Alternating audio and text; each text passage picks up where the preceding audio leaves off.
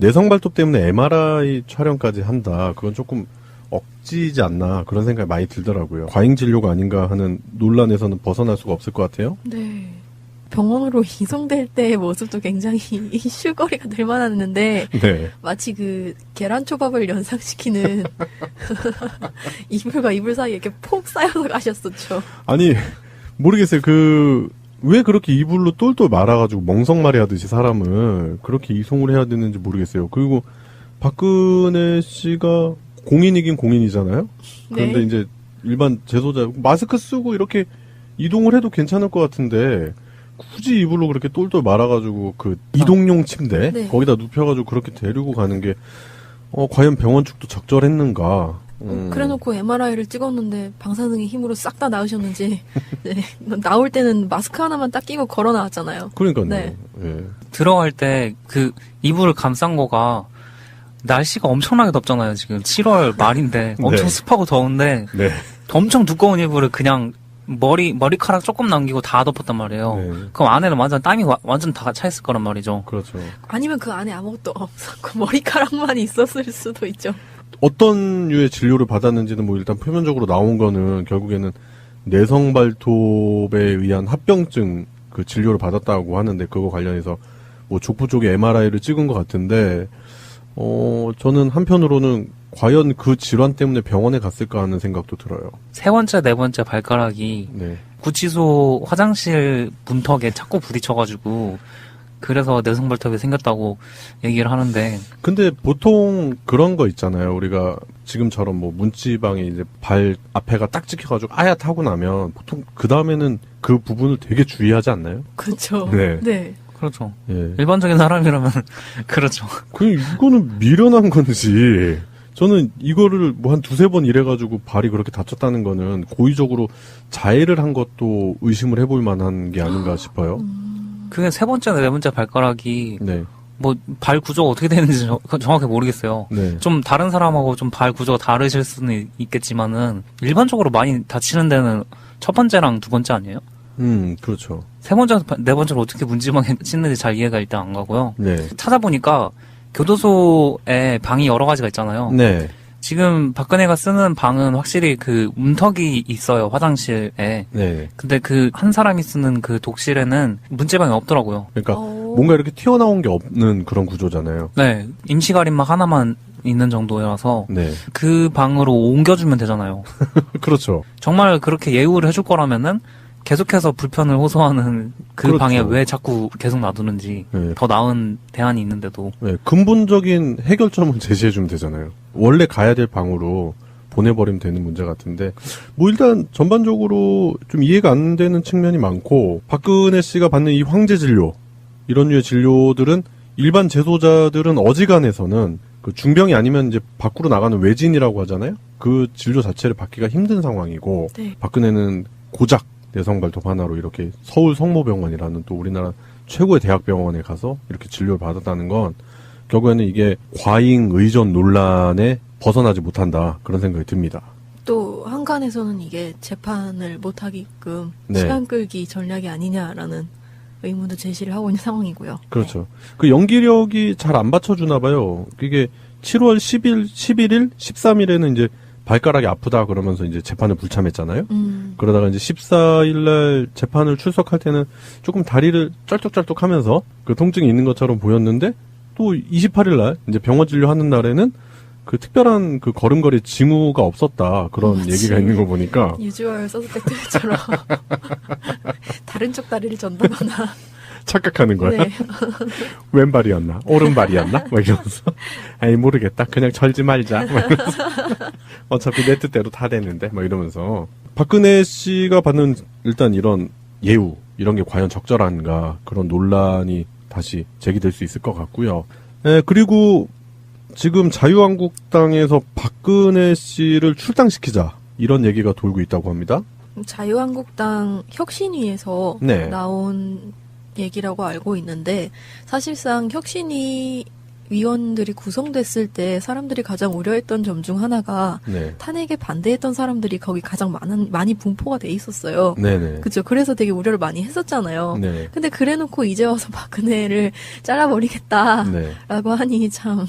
뭐 여러 가지 해석이 나오는데 최근에 추미애 대표가 그 국민의당이 얘기했었던 머리 자르기 있잖아요.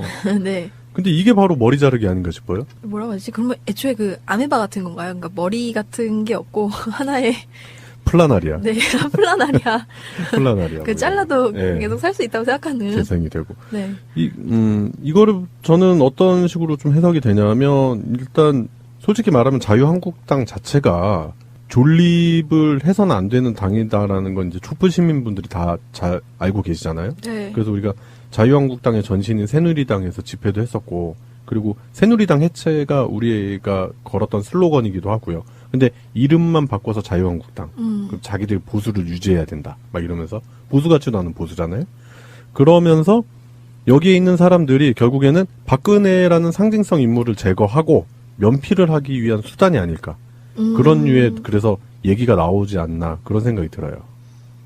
아까 그 매미 얘기가 나와서 잠깐 생각이 든 건데요. 네. 그 조선시대의 왕들, 그러니까 왕세자의 그 모자를 보시면요, 이게 매미 날개래요. 아 그래요? 그러니까 매미 날개가 이렇게 접혀져 있는 거죠. 네네. 어린 매미인 거예요. 예. 그래서 어린 매미가 이렇게 매미 날개가 이렇게 제껴져 있는 그 신하들의 말을 예. 잘 경청해서 정치를 잘 하라라는 의미가 거기 담겨 있대요. 그 매미 날개라고 하더라고요. 네.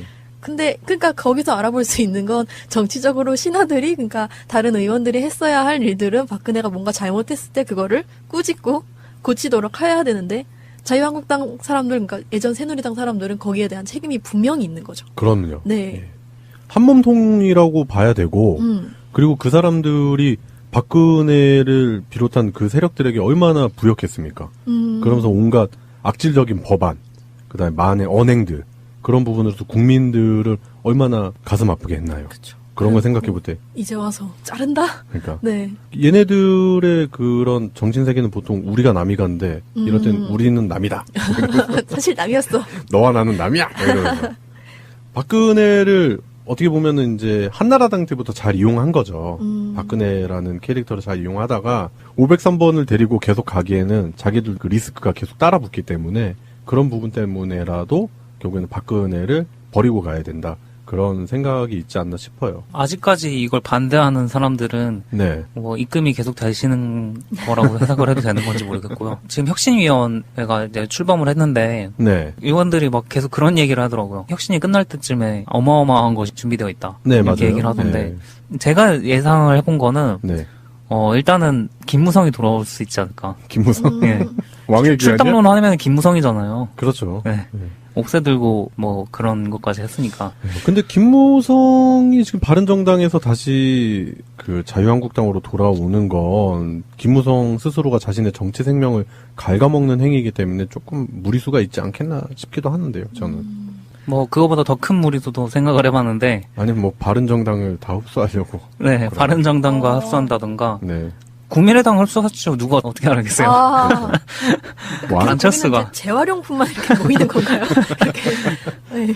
그러니까 뭐 유유상종이라고 뭐 비슷한 사람들끼리 모여서 뭐 그런 거 하겠죠. 뭐 일단 우리끼리의 그냥 예측인데 뭐 정확하게 어떤 얘기가 나올지는 앞으로 계속 지켜봐야 될 것 같습니다. 예, 그래요. 오늘의 이슈 첫 번째였습니다. 수임번호 503번의 황제 진료에 관한 얘기를 해봤고요. 더불어서 수임번호 503호를 출당시키면서 자신들의 이미지 쇄신을 위해 부단히 애를 쓰는 과거 부역자들 자유한국당에 관한 이야기를 해봤습니다. 발가락 통증으로 소외온 박근혜 전 대통령은 수감생활 넉 달 만인 어제 처음으로 민간병원을 찾았습니다. 앞서 서울구치소 측은 박 전 대통령이 발가락 통증을 호소하고 발등까지 부어올라 염증이 전이된 것으로 보인다며 외부 의료기관의 진료가 필요하다는 요청서를 재판부에 제출했습니다. 구두 대신 샌들을 신고 법원에 나온 박 전 대통령은 재판이 끝난 후 곧장 병원에서 진료를 받았고 병원 안에서 침대에 실려 이동하며 한때 입원설이 돌기도 했지만 직접 걸어 나와 호송차를 타고 구치소로 돌아갔습니다. 구치소와 변호인 등에 따르면 박 전 대통령의 건강은 큰 문제는 없는 것으로 알려졌습니다. 다만 앞서 박 전 대통령은 이미 발가락 통증을 이유로 자신의 재판에 3차례 불출석한 전력이 있는 만큼 외부 진료까지 받은 박 전 대통령이 또다시 통증을 호소하며 재판 일정에 양해를 구할 가능성도 배제할 수는 없습니다. 이 경우 공동 피고인인 최순실 씨 등이 출석한 상태로 재판이 진행된다 하더라도 박 전 대통령이 나오면 증인들이 진술한 내용을 법정에서 다시 확인하는 절차를 거쳐야 해 그만큼 일정이 늦춰지게 됩니다. 박 전 대통령의 구속 만료 기한은 오는 10월 16일로 그때까지 1심 재판이 결론 나지 않으면 저는 고의적으로 자해를 한 것도 의심을 해볼 만한 게 아닌가 싶어요. 그게 세 번째나 네 번째 발가락이 네. 뭐 발 구조가 어떻게 되는지 정확히 모르겠어요. 네. 좀 다른 사람하고 좀 발 구조가 다르실 수는 있겠지만은 일반적으로 많이 다치는 데는 첫 번째랑 두 번째 아니에요? 그렇죠. 세 번째, 네 번째로 어떻게 문지방에 씻는지 잘 이해가 일단 안 가고요. 네. 찾아보니까 교도소에 방이 여러 가지가 있잖아요. 네.